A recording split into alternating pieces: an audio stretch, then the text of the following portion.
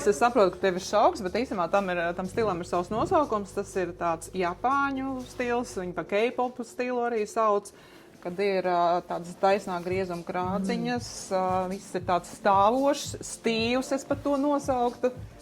Redzi, viss tur tā kā tāda Japāņu lēle stāve, redzi? Tad blūza ir forša, blūza man patīk, blūza ir ļoti daudz visādas līnijas, asimetrijas, ļoti patīk šī krādziņa. Vienkārši bomba. Jā, viņi ļoti pagarina kaklu, vai ne? Jā, man patīk, ka te pašā laikā ir arī, tā kā kakls ir atvērts, ļoti skaisti iztīsies visa veida kaklarotas uz kakla. Un, es, protams, to vilktu, nezinu, ar gariem šauriem svārkiem, dār jebko citu, jā. Nomainam apakšu, jā, un tad būs daudz ar ko tad es cimdus vilkšu? Ko, nomierinājies, jā? Jā, man šoks bišķīt atkāpās. Tad man patīk pavisam cits stils, pavisam citas it kā līdzīga griezuma, šaurākas bikses, bet dēļ tās mierīgās krāsas, un tas viss jau man patīk, kā izskatās kopā. Tu zini, ko es padomāju? Tu ļoti lietpratēji par aksesuāriem un tām pērlēm tu spēlējies, es nezinu. Parādi, kā tu vēl varētu. Jā, pērlis man patīk pilnīgi vienmēr un pie visa. Pie šī tēla es darītu vienkārši šitā. Tas saucās, šis saucās crossbody. Un nebaidieties, sievietes, spēlēties šādā veidā likt pērlis. Atkal par tām pašām pērlēm runājot, vai ne? Nav jābaidās eksperimentēt. Tieši tāpatās, Ilva, kā tu to dari ar drēbēm, es aicinu sievietes eksperimentēt arī ar rotām. Pērļu kaklarotu, kura ir atverama, jūs varat viņu likt ne tikai kā kaklarotu, bet arī kā jostiņu. Pilnīgi uz jebkura tēla, vai ne? Uz kleitas, uz šauras melnas, uz tiem pašiem, starp citu, klasiskajiem melniem svārkiem, uzvilkt visu monohromu melnu un tikai šitās pērles. Un pievērs uzmanību tikai šitai vietai, un īstenībā tā tiešām strādā. Jā, tieši tā.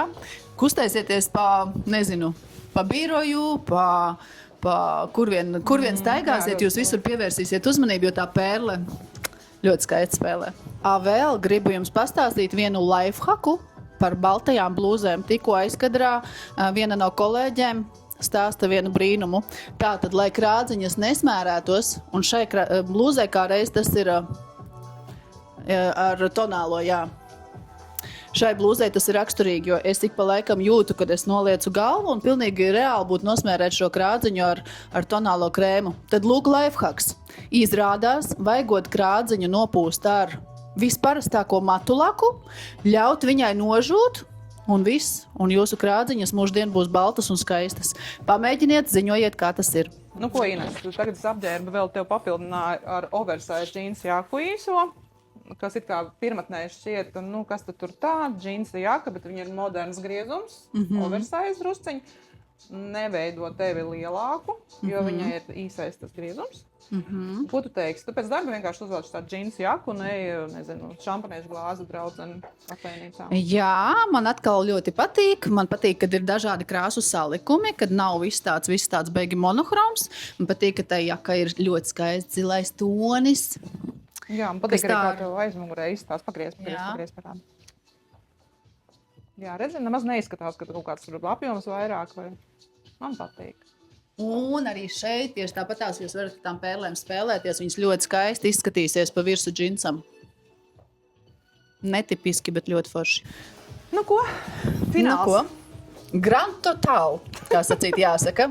Jā, kā mums saucās tas baltās pērles, baltās blūzes ikdienu. Nē.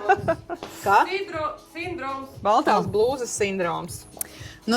Grand Total. Baltās blūzes sindroms ir noslēdzies. Kā jums mūsu sindroms? Un jūs atkal drīkstat balsot, kas jums patika, kas jums mazāk patika, ko jūs varbūt varat mums ieteikt, un kādu tēmu varbūt nākamajai reizei. Nesiet aktīvi. Jā, ko jūs gribētu redzēt no mums?